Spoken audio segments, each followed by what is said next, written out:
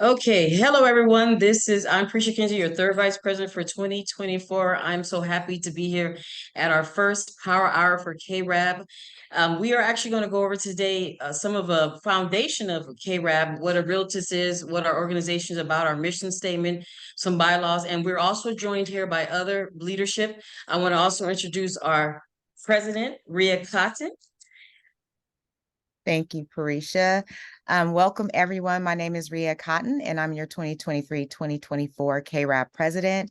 Great to be here. Glad to see that we are kicking off our events and continuing the awesome Power Hour that we've had over the course of the last year or so. And I just want to make sure that you guys look out for our 2024 calendar of events. Make sure you follow us on social media. Look out for our KRAB magazine that'll be coming back. We have some e-blasts that'll help you with leveraging your business. And don't forget, we just sent out an e-blast to update your membership directory profile on the national website, because that's what we'll be using to promote you and promote your business. Thank you for joining. All right, thank you, Ria. And then we also have our first vice president, Mr. Clinton James, who's also going to be doing some presentation. Will you introduce yourself, sir, please? Yes, ma'am. How's everybody doing today? Hope everybody's doing fine. It's Thursday, and it's actually coming down to the end of the year. It's we going into Thanksgiving, and then we going into December, which is going to be Christmas. So, but as we come down and we wrap up 2023, I just want to encourage everybody to keep pushing. This is actually the time where you actually start planning also. So, without a plan, definitely you are almost doomed to fail. So, but at the same time too, there is an obstacle right now that there's some challenges right now that everybody is facing. And I was just talking with LJ earlier before everybody came on us, and I said that an obstacle is basically means that a goal has been set. So if you're not going after goals, you're not going to face any obstacles. So definitely everybody who's facing obstacles right now, just keep in mind that you just got to keep going after your goal. Thank you very much. All right, thank you, Clinton. And I also want to recognize some other dignitaries that are here with us today. I want to recognize our past president, Denise Mathis. And I also want to recognize, regional vice president, Monica Hill. Hello, KRAB. Thank you so much. I am excited about this hour of power presentation. It's really timely, and I think it's a perfect topic. So I wish you luck in all you do this year and next year, Madam President. All right, great. So I wanted to get right into the nuts and bolts of it. What is a realtist? Okay, so a realtist is a NARAB member who is called a realtist and represents all professional disciplines within the real estate industry. Realtors promote the highest standards of professional integrity and follow a strict code of real estate industry ethics.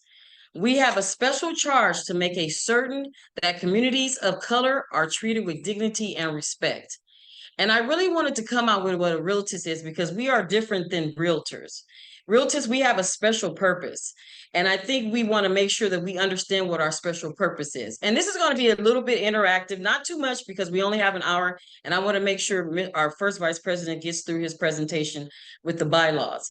But I really wanted to get a better foundation of what a realtist is. And if we all know on this call exactly what we are as realtors, because we're realtors, realtors, but we're realtors first. So would anybody like to say anything? Maybe Mr. Nelson, I'm looking right at you. He's I'd love to say something. I've been a realtist. I've been associated with people who are realtors, but I'm not very sure what the realtist is, what we do. If I had a property, how I can list it.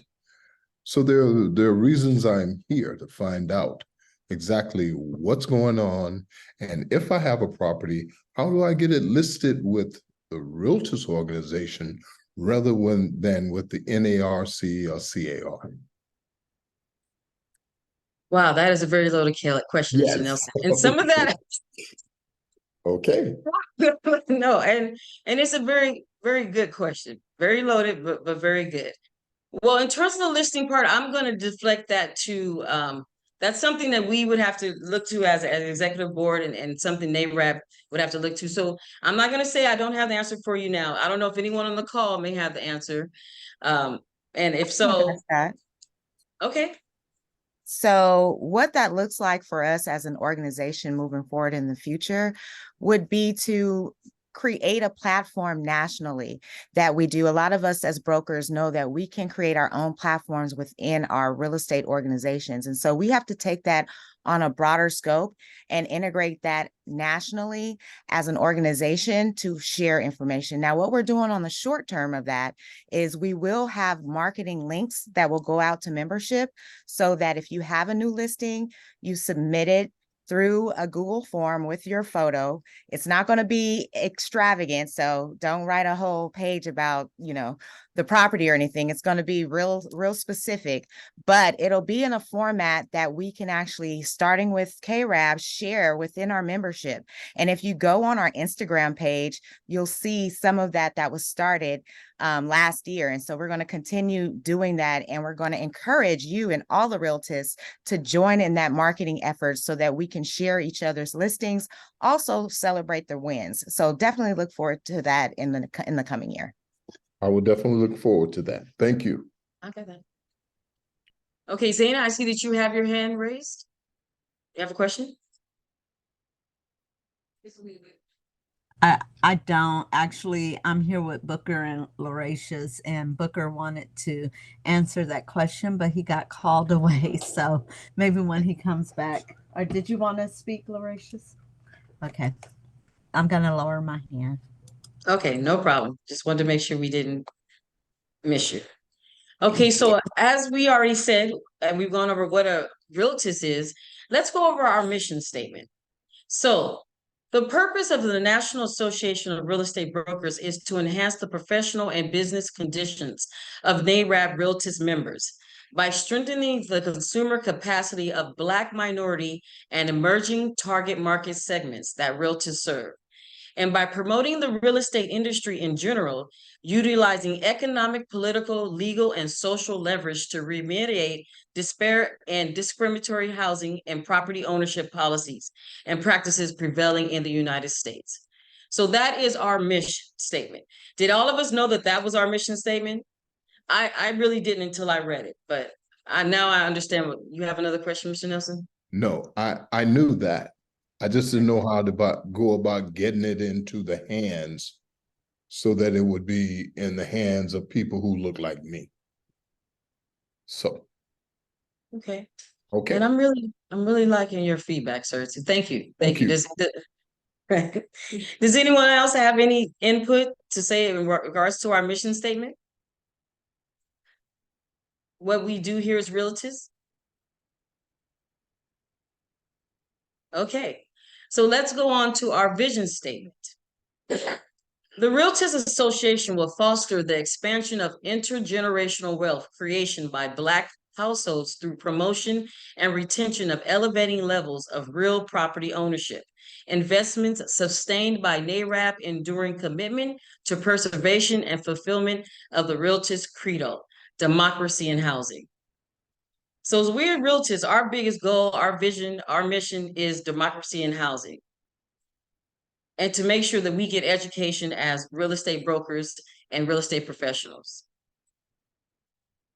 Did everybody know that about our organization? Does anyone have any questions about that? The mission statement, the vision statement, or anything of that nature? Okay. Well, this is part one of part two. So we're actually going to move on now to the bylaws section, understanding the bylaws, and I believe Mr. Clinton may touch on Robert rules. Yes, thank you, Madam Chair, Third Vice President, doing a great job of actually, and great job on planning this session. I think this is a timely session for us coming out of our last conference in Oakland, which was a success. At the same time, too, we wanted to touch on the bylaws because that was something the members were asking for. And one of the things I want to reiterate is that the members are very, very vital to any organization, especially where they're paid members.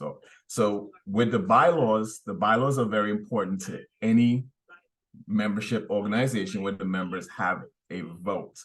It is second to the charter, right? So but first, before I start, let me ask, does everybody have a copy of the bylaws, the California Association of Real Estate Brokers bylaws? And if you don't, raise your hand. But we want to get you a copy. You should have that. That should be in your membership packet when you actually join. And you should be able to access it also at will, right? So I think there's a couple of hands raised. We'll take note of that. But as we start, the bylaws are the foundation for the organization, and it ranks number 2 on the important documents that any organization start is initiated with.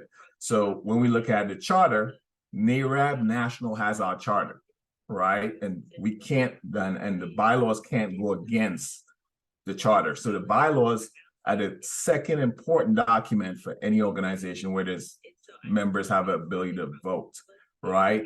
And as we start, I'm going to share my screen because what we're going to do today is we're not going to go into the bylaws. I want you all to actually have an overview and a summary of it. If we were to go through the bylaws, it would be a long, we have like 4 sessions. But right now, what we're going to do is we're going to just get a summary of the bylaws, and then we will discuss it. Because what happens a lot, we can't leave the bylaws up to interpretation. And this is where you'll find that Robert Rules comes in, because the bylaws is like if you start any organization, if you start a business and you have your articles of incorporation, and then you have your business documents, which actually lay out how the business should be run. It is important for you to follow that, right? Now, the bylaws is different from rules of order, right? So this is where a lot of times we tend to cross the meanings of rules of order and the bylaws. The bylaws the rules of order do not trump the bylaws. So the rules of order are things like, say, we every meeting that we have as a 501c6 or an organization with members that vote, I will have a right to vote. We should have an agenda, and we should vote on the agenda, right? That's a rule of order, right? We vote because, number 1, that's how Robert's Rules states that we should run the meeting, and that's a rule of order. Now, say we didn't have an agenda, right? That's where we make we make a motion to move forward without an agenda, and but we still don't go against the bylaws, right? We never ever want to go against the bylaws in overruling rules of order. So how we run the meeting are the rules of order. How we run the organization is the rules of order of how CAREAB should be run. It's like how you run the business, but the articles of incorporation and the other business documents tell you exactly how the business should function, right? And those documents are very important. So I'm going to share my screen really quickly, and what we're going to do today is just go over the summary of what the bylaws should, the summary of the bylaws, and then we will discuss it in detail. So if you have a copy of your bylaws, I would encourage you right now to actually pull it out, right? Because we're going to go through it article by article, and we're going to discuss it and I know there's going to be some questions too, right? We have very well-informed people here who started and wrote the bylaws and were part of writing the bylaws that will be able to answer, or we can go straight to the bylaws and look at it, right? So so first up, is everybody seeing my screen? Can everybody see my screen here? All I Yes. see is the emblem. Yes. Okay, We'll good. see. That's it. So we'll start. We'll start. So today is the KRAB bylaws review, right? We're going to be reviewing the bylaws in detail. There is a lot of legalese in the bylaws that I think what happens, it gets misinterpreted, right?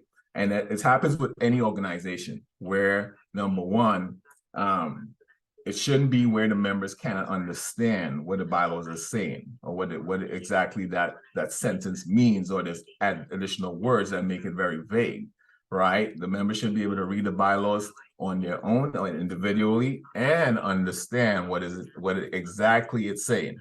So I'm just a common guy. I wanted to actually do this because I want to relate to everybody else, because we have a lot of professionals here who love the legalese. They love to actually say those things, but I wanted to come across as the person, the down-to-earth person who's going to go through the bylaws, summarize it, and talk to you, not at you. So talk with you, actually, not to you or at you. So we're going to discuss the bylaws today. And the first slide, it just shows that Robert's rules, the relationship between the Robert's rules and the bylaws is basically the bylaws are serious business. Without, you cannot run a meeting, especially organization like KRAB, without having bylaws in place. You can't, or you can't start a business or an entity without having the articles of incorporation or the business documents in place. That tells you how to run the business and the rules of the business, right? And why is it serious business? That's what Robert's Rule says, is because, number one, bylaws take precedence over all other rules. Bylaws should be easier to establish than to change, and any subsequent revisions will require a 2/3 majority vote. And this is what Robert's Rules is saying about bylaws, right? Secondly, bylaws may never be suspended even if there is a unanimous vote to do so. The only exception to this rule occurs when the bylaw would otherwise qualify as a rule of order. And I also explain what a rule of order is, such as when it relates to the procedural behavior of the organization, right? So rules of order could be suspended, the bylaws cannot, right? So we have to make the distinction between what is a rule of order and what are the bylaws, right? Because a lot of times this is where our communication tends to cross, right? So does anybody want to jump in and explain in detail, or explain based upon their knowledge, what a rule of order is? And give me an example of a rule of order for KRAB. A rule of order would be Can you hear me, Clinton? Yeah, I'm hearing you. Is this Booker? Yes, how you doing, sir? Go ahead. Yes. A rule of order would be a procedural rule, like waiting to be acknowledged before you speak is a rule of order. A bylaw is a foundational guideline that's set forth by the company. Exactly. And that's basically what it is. The behavior of the organization, how we should behave professionally, ethically, and efficiently and effectively, right? In any meeting. That's the rules of order, right? So it's kind of like if we are having a special meeting or we doing something with the bylaws, we have to be efficient and effective with it. Because number one, if in order for you to speak at a meeting, you have to actually acknowledge yourself, right? And you have to do it in the right way, and that's the rule of order, right? Doesn't mean that you, if you don't do it, you're not honoring the bylaws, but it's a rule of order for running the meeting, right? So the bylaws still haven't set in yet with the rules of order. We can or we cannot accept the rules of order, but at the same time too, if we don't accept the rules of order, it's not going to be an efficient meeting. A lot of information is going to be misinterpreted, right? So, and the reason why bylaws are so important is because, number one, strict thresholds. Robert's rules establish strict criteria for bylaw changes to safeguard minority interests and prevent significant alterations by a small group.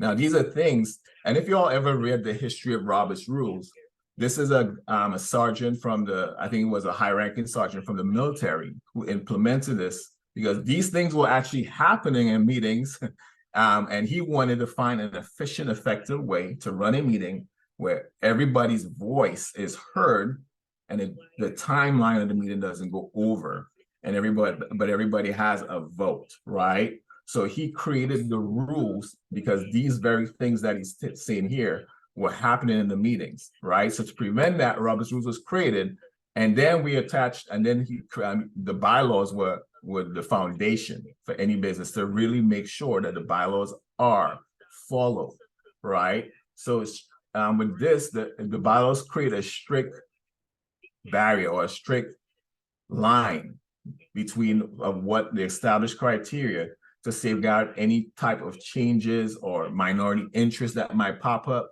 or any type of meetings that might take place outside of the meetings to actually filter in to the board meetings, right? So that's why we have bylaws, is to create that foundation, right? It risks, number two, the bylaws are created to because of risk of intentional and ill-intentioned changes.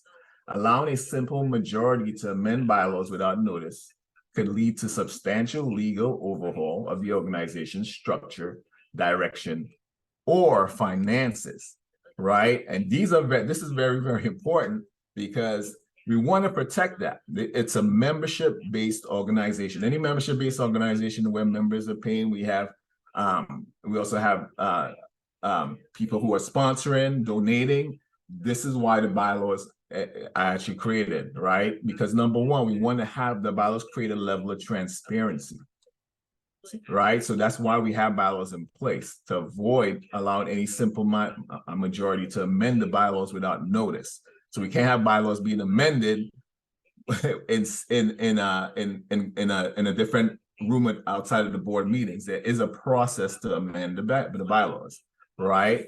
So potential coup scenarios. I mean, this is an extreme, but when you have bylaws that actually well, when you look at some countries or some organizations, global organizations, they have bylaws in place to prevent these things, which is a potential coup scenario where an ill-intentioned group could exploit poorly constructed bylaws, changing the group's names, firing executives, or gaining control of bank accounts, right? So, I mean, these are things that we're not saying that it's happening here, but we want to actually make it clear and go through the bylaws to make sure that in the future that these things never have an opportunity to happen, right? So understanding why the bylaws are so important and why we want to focus on the bylaws is important to actually prevent future scenarios even from like this happening, right? Caution in bylaw provisions. Careful consideration is necessary when introducing provisions that ease the process of changing bylaws to avoid unintended consequences. So we have provisions in place, and we're going to go through that too as we go through the bylaws to actually of how we should go around about changing the bylaws. Remember, in Robert's Rules, it says it should be easy to establish, hard to change, right? So at the same time, too, yes, it is going to be difficult for the bylaws to be changed in any organization, including KRAB's organization, right? So, I mean, there is a process that we have to go by if we want to make any changes to the bylaws. And then number 5 is security and longevity. Despite seeming restrictive, implementing rigid precautions is vital for organizational security and longevity, establishing a purpose-built and ordered foundation for operations, right? So these are the 5 reasons why the bylaws, Robert's Rules created the bylaws, right? Is to prevent these things from happening, right? And to make sure that we actually, we have a sense of when members come in or want to join, we have a sense of integrity, we have a sense of transparency, and we have a sense of efficiency and effectiveness, all right? So does anybody have any comments, questions on this before I move forward?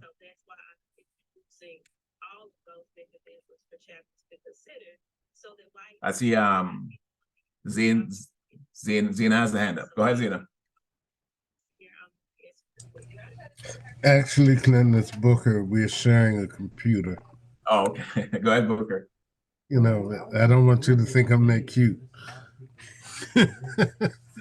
Question. would the process of suspending the procedure for an election be considered a change in the bylaw, or would it be considered a change in procedure? The process of Similar to election. what we, I'm sorry, similar to what we went through with our previous election. So let me repeat your question to make sure I get it right. So you say you're asking if the process of suspending the process of an election is a procedural situation or bylaw situation. Correct. Right. And that's where we got to go to the bylaws, right? Because Robert's rules doesn't really say anything about how we should run our elections, right? But our bylaws say that how definitely we should, when we should have the elections and how the elections should be, not how it should be run, but how it should be voted. The members are able to vote.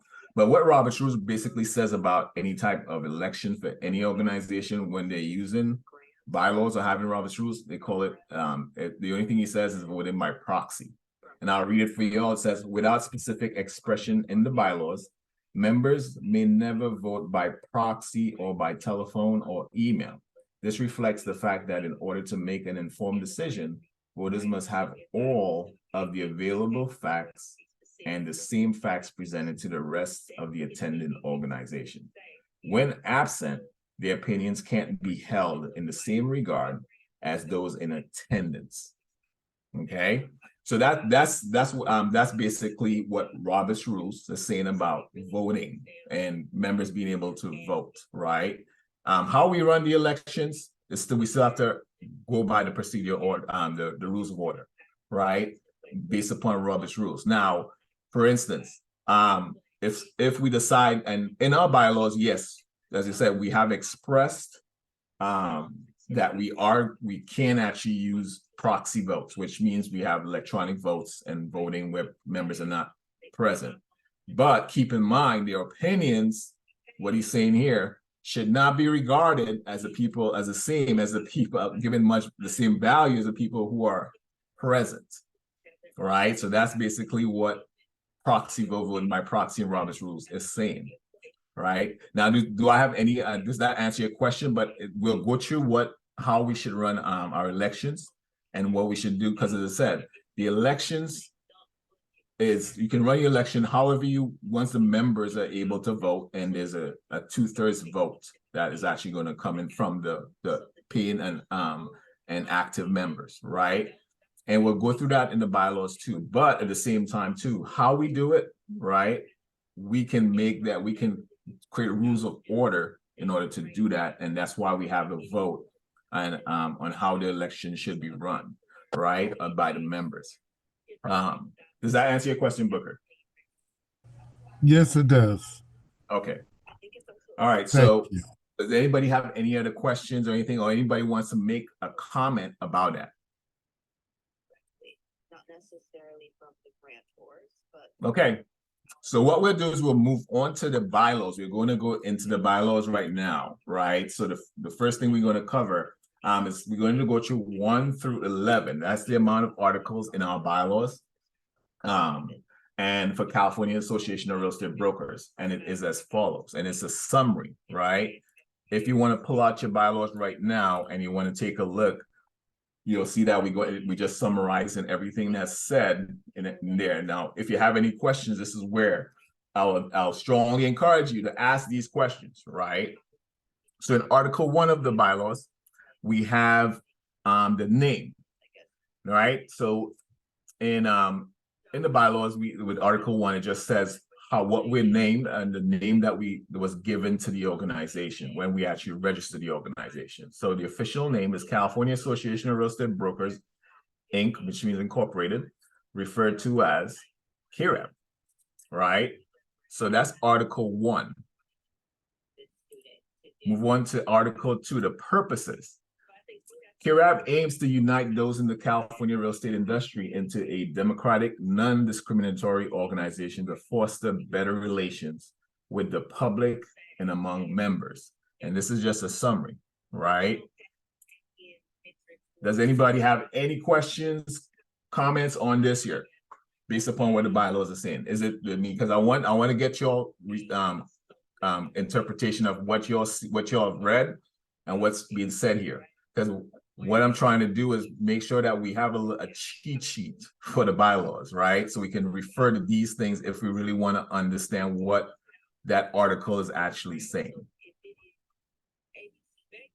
Okay, so we'll move on. KRAB promotes the Code of Ethics of the National Association of Real Estate Brokers, which is known as NAREB, all right? The association seeks to disseminate information beneficial to members, create statewide information exchange, conduct business favorably, support community development, assist in housing for disadvantaged groups, and stabilize real estate values and finance methods.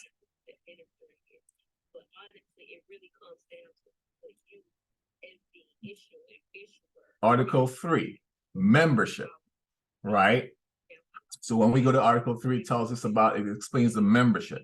Now, if you're following in your bylaws, you'll see that Article 3 goes into a lot more because there's different sections also, right? But as I said, this is a summary of what the bylaws are actually saying, right? So I'll strongly encourage everybody, right, to go in and read the bylaws, right? This is a cheat sheet. As I said, if we were to go through the bylaws step by step, it would be 4 sessions we have to go into. So membership, right? So it says membership classes include real estate boards, local board members, affiliate members, emeritus member, director, and honorary member. Does anybody have any comments, questions on that? Awesome, awesome. So it seems like I'm doing good then. All right, so membership is limited to licensed real estate brokers and salespersons in California who must be affiliated with NAREB and local boards where applicable. And I think this is where we have sometimes some conflict, right? And because of how it's actually worded a lot of times.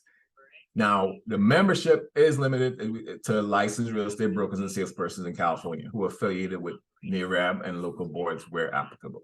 That's what the bylaws in Article 3 for our membership is basically saying, right? Now, if we move on, we'll see affiliates must be entities related to the housing program in California. All right, so that's what we define as affiliates, and our membership. This is what we define. KRAB defines as our members, right? And to qualify for membership, right? Discrimination in membership is prohibited, right? So everybody's welcome once they meet these criteria here, right? It doesn't matter who they are or where they're from. Everybody is welcome once we screen and they meet these, because we don't want to prohibit anybody based upon discrimination. We don't want to even try to go there based upon what the bylaws, how the bylaws have been written, right? Financial obligations consist of annual dues and special assessments with dues payable by January 1st and considered delinquent after March 31st. Emeritus and honorary membership are exempt from dues, right? So what's basically saying, if you become a member, everybody pays dues and it's due by January 1st, and it's going to be delinquent, considered by our financial team or financial committee or the membership committee as delinquent by after March 31st. The only members who do not have to pay dues is the emeritus and honorary members. They are exempt from any dues. So we move on. So delinquent members receive a notice and can be suspended if dues remain unpaid. There are no refunds, and its reinstatement requires paying all arrears plus penalties, right? That's what the bylaws are stating. Members must be current on fees by March 31st to serve on the board. And resignations are effective upon submission and the return of board property with no refunds. The leaves of absence can be granted at the board's discretion. Right? So as we move forward in Article 3, do we have any questions on Article 3 or comments or any type of misinterpretations based upon the bylaws that we need to cover here? Well, I will interject one quick thing, and when hopefully I'll get on the bylaws committees, but I kind of wanted to get a better understanding of what the different type of memberships are, like an ectimus member compared to an honorary member, just so that could probably be defined in the future, so everybody's understanding that. Okay. Great question. So what we'll do is we'll go to the bylaws. So when we look at Article 3,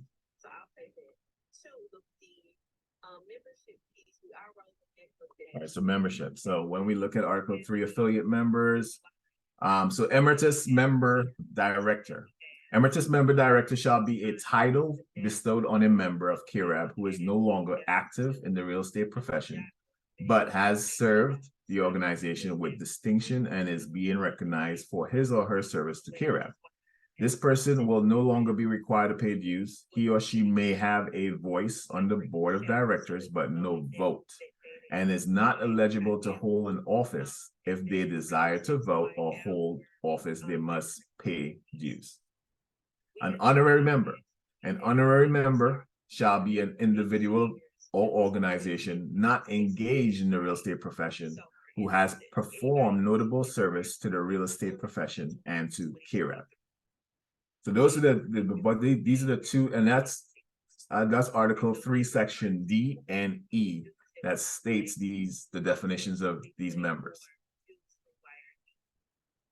Does that answer your question?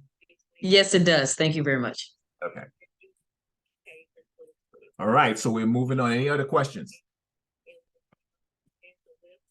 Can you go over the affiliate also? Yes, we can do that, definitely. Then that's Section C on Article 3. Affiliate members. Affiliate members shall be individuals, associations, organizations, co-partnerships, and corporations engaged in business allied to real estate. Affiliates shall include mortgage bankers, architects, building superintendents, property managers, public housing managers, appraisers, rental agencies, interior decorators, household appliance and furniture dealers, public offices, city, state, and federal housing officials, and faculties of trade, school, and teachers of architectural business courses, and such other technicians as much as may be related to the development of the housing program. Affiliate members shall have one vote. They shall be members of a local board if one is in their area. Otherwise, they may join KRAB directly. Is that good? Yes, thank you. Okay, awesome. All right, so do we have any other questions, clarifications that we need to go over? All right, so we're moving on. So we're still in Article 3. No, we're going into Article 4, I'm sorry. So meetings and quorums, right? So the annual meeting is held in October during the KRAB convention, either in person or electronically, with a 30-day notice required, right? Special meetings can be called by the president or upon request by 20% of active members with a 15-day notice.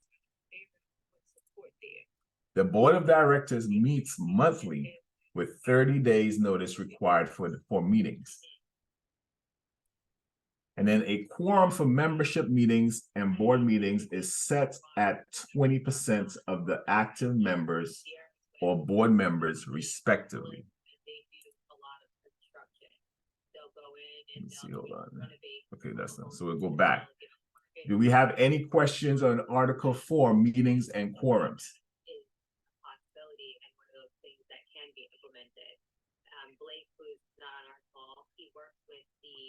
Okay. Okay, so we move on to Article 5. Article 5, officers and directors.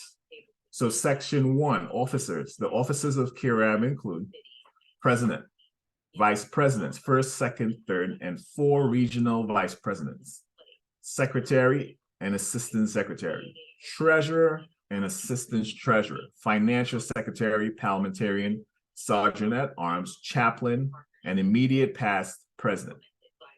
Now, if y'all want to go into detail with this is where we can, but we'll get to a point to explain what the roles of each person is. But this has been set, right? This is pretty clear of what the role of each person here on the board of directors, the officers and directors, is supposed to be in the bylaws. So we'll move on. If anybody knows, there's no questions on this here. So are we moving on to Article 5, still on officers and directions, section 2, terms of office, right? Officer terms last 1 year. Member board presidents serve as directors during their presidency. Elected directors have a 3-year term. The immediate past president serves for 1 year if willing. Now, do we have any questions on this or concerns or any type of clarity we need to make here?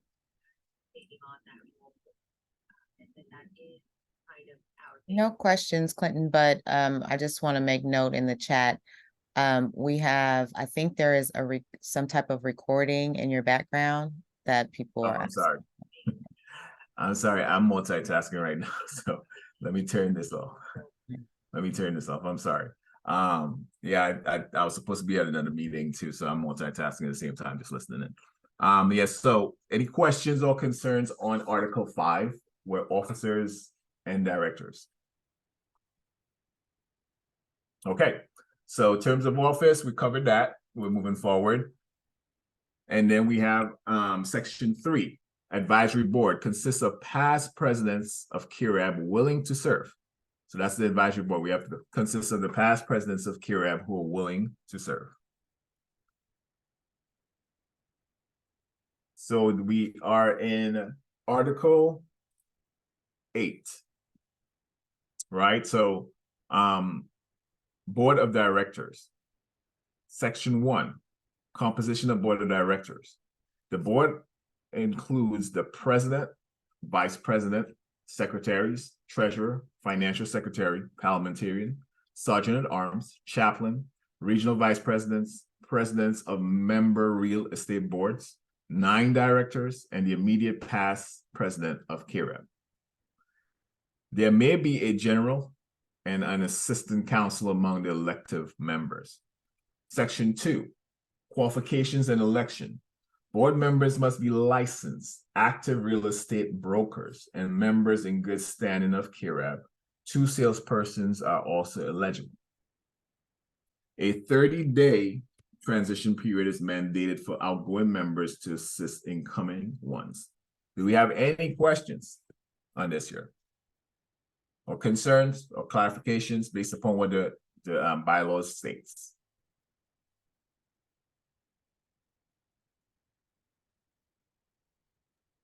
Okay, I got a question, but we'll probably have to get clarity because the way this reads, it reads that it's only 2 salespeople, period, could be on the board. Period, out of the whole board makeup.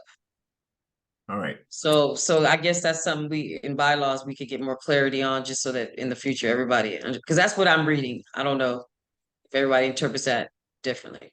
Yeah, I just want to add on to that. So basically, when it mentions the salespersons, the bylaws they reference, or the definition of board members, there's a distinction between the executive board and the directors.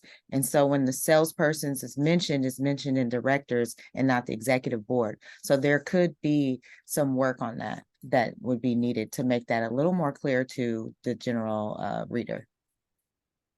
Right. All right, thank you. And so do we have any questions or concerns again on that? Because it sounds like this is something that has occurred and is a recurring topic that we have to address very often, right? So, I mean, if we have to make any changes, make note, and then we can go through the procedure to make these changes in the bylaws, right? But at the same time too, if we have to clarify what the status of that member is, or if it should be one salesperson, two salespeople, three sales, we have to make it very clear so that when the members are reading, there's no confusion. And that's the issue here, is that we need to get it clear. So that these are things that we should make note, and then maybe at a board meeting, bring a motion to actually have these things addressed in the bylaws, and the bylaws committee will review it, and then they'll bring it back to the board. Okay. There may be a general and assistant council among the elected members. Yes, we went through that. Section 2, qualification and election. Board members must be licensed active real estate brokers and members in good standing of KRAB. 2 salespeople are also eligible. We have to make that a little bit more clear. And a 30-day transition period is mandated for outgoing members to assist incoming ones. Moving on, the power of the board, section 3. The board governs the organization and administers its affairs in line with the Constitution and bylaws. The board can call special meetings, make contracts, employ personnel, replace non-performing members, suspend members for non-payment or other causes, and reinstate members. Section 4, duties of the board. The board elects a chairperson from among its members, meets periodically, considers resolutions, manages the financial accounts, ensures annual audits, issues membership certificates, and carries out other necessary duties. Section 5, removal of directors. Directors can be removed for cause including unexcused absences after due process. Now, do we have any questions, need for clarification, or concerns based upon what's in the bylaws themselves?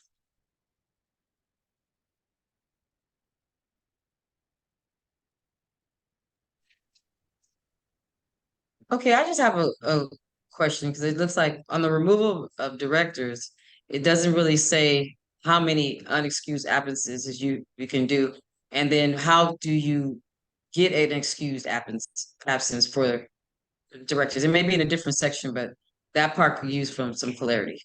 No, those are great questions, and this is where we'll dive deeper into the bylaws, right? So in section 5, here, removal of directors in the bylaws, it says after according any director subject to removal removal due process, a director may be removed for cause including absence from 2 successive board meetings without reasonable cause. Therefore, the membership shall at a duly assembled regular or special meeting elect another duly qualified member to fill the vacancy. Now, this didn't say the time frame. 2 successive board meetings could be grounds for removal. Does that make sense? Yes, but in order to remove, they would be automatically removed by the president, or would they have to come to the board and give a motion to remove this person based off the absences? And that's a good question, right? Think of it more of a statement, statement. It's easier. Now, does anybody want to take a stab at that question? Sure, I will, Clinton. So one of the first priorities of our executive board strategic planning meeting is policy and procedure. And so in coming into the position, I've realized that we need to work on our policy and procedure so that we can better execute what is stated in our bylaws. So that is something that we will, one, adopt from the national, and then basically work on it to make it more specific to California, to our state board. So answer is work in progress, basically. Thank you, Madam President. Thank you. Any other questions? Okay, we're moving along.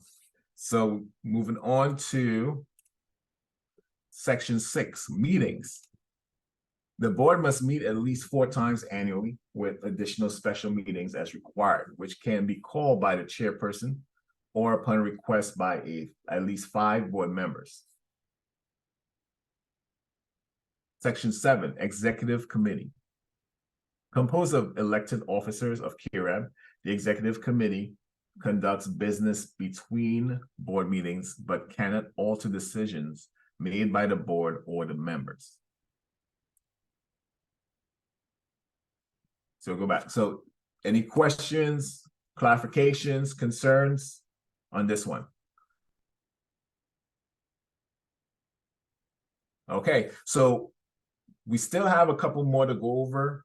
I don't want to rush it, and I want to leave some more for part 2, right? But what I would say, I'm going to give everybody some homework, right? Is this is going to be shared, right, with everybody. If you don't have a copy of the bylaws, please put your name in the chat, right? That's very important for you to have as a member, for you to have a copy of the current bylaws. And it's very, very important, right? Now, what we'll do is part 2, we'll maybe try to review if anybody comes up with any questions about part 1, right? But we'll finish off this under part 2. So I want to say thank you. I mean, because I disrespect for everybody's time. Thank you. It's 12:58 right now, and we will end right now. But part 2 is on the way. And I want to say thank you to Parisha for having this meeting and for hosting this meeting. This is very vital information for us right now to get some clarification. And if you'll have any questions, you can reach out to anybody on the board here. Right. So if you don't even have who your executive leadership is, please go to the website. We have it updated. Please. We are available for the members. We want to make ourselves be available for members because this organization is not about us, it's about you. All right. Thank you very much. Okay, thank you, Clinton. And then let's have some parting words from our president, Rhea Cotton, please. Thank you, Clinton, and thank you, Parisha. I think this is an awesome first topic for our organization for clarity. And I welcome you all. You'll be seeing opportunities to join committees. So if you're very passionate about bylaws, please join the bylaw committee. And we look forward to part 2 in answering your questions. Thank you for joining. All right. And thank you, everybody, for joining us for the power. Our part 2 will be in 2 weeks because we feel like let's keep the momentum going. So going into 2024, we have no problems and no issues. So I appreciate everybody's time for joining us, and you have an amazing rest of the day. Bye. Bye-bye.